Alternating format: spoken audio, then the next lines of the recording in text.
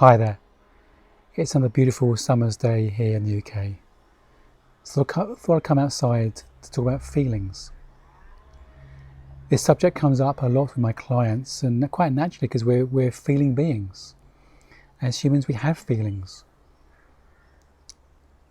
And for me, we get stuck into feelings we're not enjoying or we think hold us back in life, whether it's sadness or fear or anxiety, distress, guilt. I get a lot of questions asking me, how do I stop feeling anxious? How do I get out of my anxiety? How do I stop feeling fearful? How do I stop being scared of not creating the things I want in my life, scared of failing? And for me, it's a misunderstanding of the nature of a feeling that keeps us trapped in the feeling. It's not the feeling itself that's the problem, it's our relationship with it. The more we begin to understand, feelings are thoughts. Feelings are thoughts that are coming alive into our nervous system. That we only ever are feeling thinking. We're not feeling life, not feeling circumstances. We're feeling this invisible layer between us and life. Our perception of life, the glasses we wear, the narrative we look at ourselves and life through. That's what we're feeling. Feelings are like the fuel tank of a car. The car's fuel tank has one job. It knows how much fuel is in the tank. So the fuel gauge of a car has one job. To know how much fuel is in the tank. The fuel gauge doesn't know how fast the car's going, how hot the engine is or how hard the engine is working. It has one job. Our feelings have one job. To tell us how much thinking we've got in this moment. To tell us how present we are. Because feelings are memories. When you have an emotion, any emotion, you're not actually being fully present. When you're fully present to a situation, you're present, you're grounded, you're calm. You've got nothing much on your mind. You just get on with it. When we've got an emotion, it's telling us we're no longer present. There's a lot of stories in our head. We're looking at this present situation through the filter of a memory, a past us, a child like us usually. And we're looking at the present situation through that memory, then projecting that out into the future, what it means.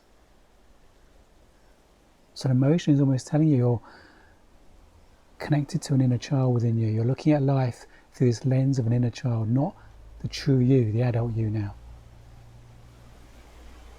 And often we get an emotion, a feeling, and so it's our relationship to it. We often resent it, wish it wasn't there. I used to live life from a place of fear. Fear of not being happy, fear of people judging me, fear of not being loved. I used to resent that fear so much because I thought that's the one thing that's stopping me being happy and creating the life I want. But we resent our emotions.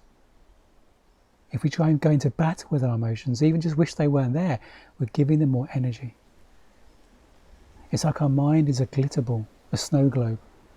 It gets shaken up occasionally. Stuff happens that shakes up our thinking. When we resent it and trying to fix it or take meaning from it, get engaged in it, even just wishing it wasn't there, we're putting more energy into it. We're stopping the self-creating system just fall into place. How many times you've had a strong emotion, then a little while later you realise it's just gone. You haven't consciously done anything to let it go. It just moves on when we stop engaging with it, stop giving it energy. And one way to do that is recognise if your emotions are memory, and often I'll work with a client who might go diving into emotion and see what's behind it, and often it's a memory from childhood, where they're being rejected or not being understood or not being listened to, not being heard. And that's the inner child that's seeing life at the moment. And when you resent that inner child or reject it, what happens? It gets more scared. It gives it more power to the emotion. And it feels counterintuitive to allow an emotion, to not resent it, to not try and battle it, not change it, because it's uncomfortable, it's not pleasant. But just allow it, knowing what it is. It's not you, It's not life. It's a memory. When you see it for what it is, you don't have to be scared of it. And for me, true freedom is not never feeling anxious or never feeling scared. For me, true freedom is not caring what you're feeling, not being scared of what you feel, and just that can just flow through you. And you can know you're okay, whether you feel okay or not. Your sense of okayness, your true self, is deeper than your feelings. The true self, who we really are, is the observer of our feelings. And the more we see our feelings in that way, almost love them because they try to protect us in some way, they try to serve us in some way. It's like an inner child that's scared or lonely, insecure. The more we can see the feeling as that part of us and accept it, allow it, love it, it just moves on. It settles. Loving something doesn't mean you necessarily want more of it. That's desire for something. So for me, it's not the feeling itself that's showing up. That's not the problem. People have anxiety. The anxiety is not the problem. It's the anxiety about having anxiety creates the problem. It's the relationship with the feeling. The more you can see what a feeling is, the more you know you're okay whether you feel okay or not.